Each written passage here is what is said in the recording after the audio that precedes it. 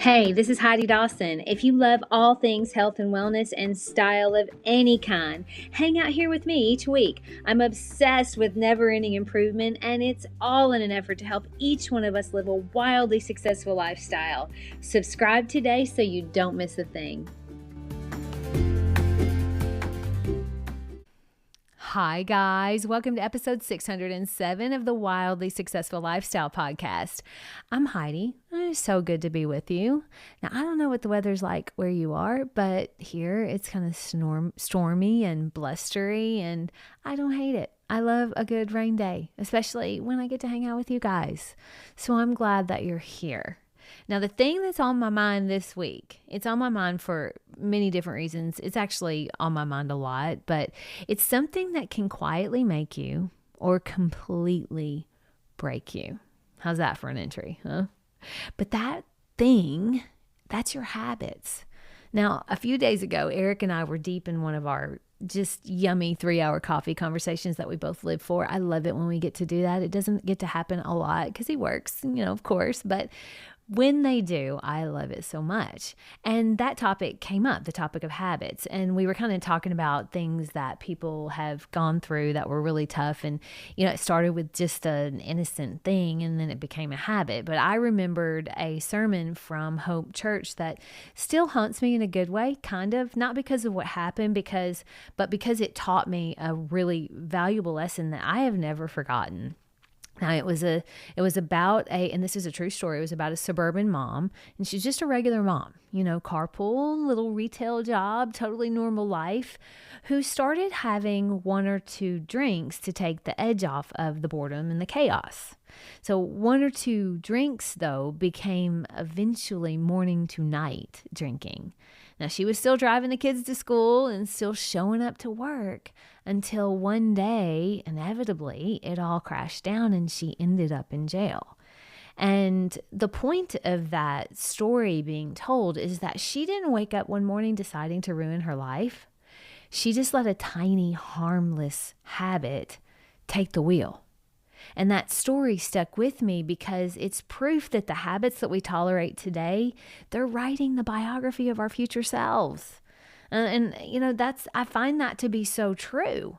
And I'll confess something that happened to me just this last month. I was at Home Goods with my little sister and her husband. We had been shopping for their house. They're moving into this gorgeous new home and we're trying to finish it up, and stage it and get it all looking pretty. And so we're in Home Goods. And we are shopping like it's our job. And so we skipped lunch and we're all starving and it was late. And so I was like, I'm going to run to the car and get the car while you guys check out. And so that's what they did. Well, when they got in the car, they pulled out these chocolate covered s'mores graham crackers that they had picked up by the register. Now, they were eating them and then they passed them back to me. And I had one bite and basically blacked out from happiness. They were so good. I don't even think I gave the bag back to them. They were probably like, maybe keep them back there because you were enjoying them too much. But the problem is the next time I was in Home Goods in Memphis, I bought them again.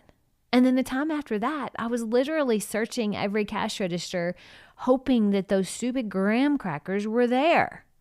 And that is a problem. Now, as an interior designer, I'm in Home Goods way too much. I'm already there way too much, more than any human should be. And if I let that turn into a ritual, I'm going to be designing beautiful homes while carrying an extra 15 pounds. And that is not going to make me happy. I don't even know that I could design a beautiful home but seriously, that is the truth. All because of a $4.99 impulse buy that became a habit before I even noticed. That's how habits sneak in. They sneak in just like that, kind of quiet, kind of cute, seemingly harmless, until they're running the show, until they're not harmless. And, speaking of habits, there's something that happened this week. This is definitely something that's gotten way out of control. I don't know if you saw this or not, but Transportation Secretary Sean Duffy just launched this really glorious campaign, in my opinion, to bring dignity and class and actual style back to air travel. He straight up had to tell grown adults to please stop wearing pajamas on planes. I'm not even exaggerating. The official statement actually asked people to dress with respect and bring manners back to flying. Now, when the Secretary of Transportation has to beg us to put on real pants, Houston, we have a problem. Somewhere along the line, we decided that looking like we just gave up is now acceptable public attire. I mean, I see it all the time. We travel a lot in sweatpants with words across people's butt at the airport. I mean, what in the world? Or slippers on morning flights. Like, people, did you literally roll out of bed and just get right in the car? It seems like it. But we seem to have stopped dressing for the occasion and just started dressing for the couch or whatever. There's no standards. But here's the hard truth that I think we should all tattoo onto our soul. What you put on your body every morning is the very first vote you cast for the woman that you're becoming. Now, your outfit isn't just fabric. It's a signal to yourself and to the world about how seriously you're taking your one precious life.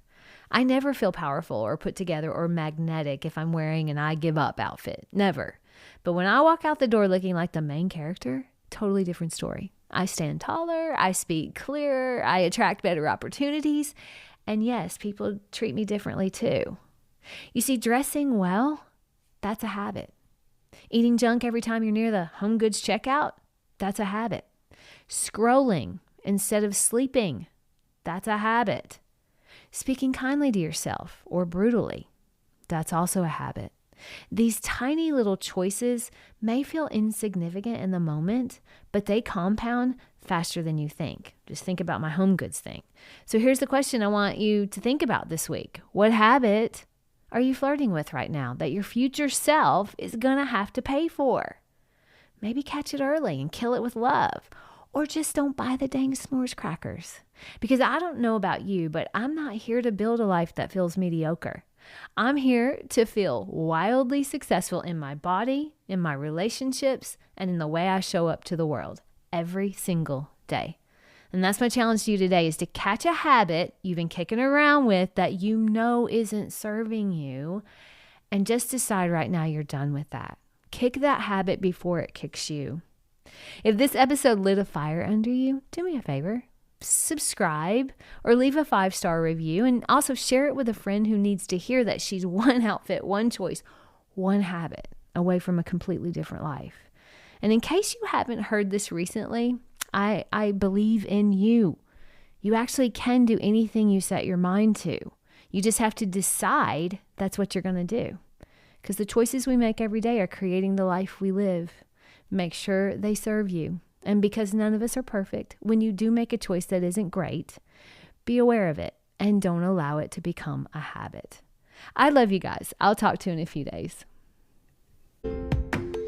Don't forget to subscribe and share with your friends, because we're just going to keep going bigger and better places together. And I love that about us. Talk to you in a few days.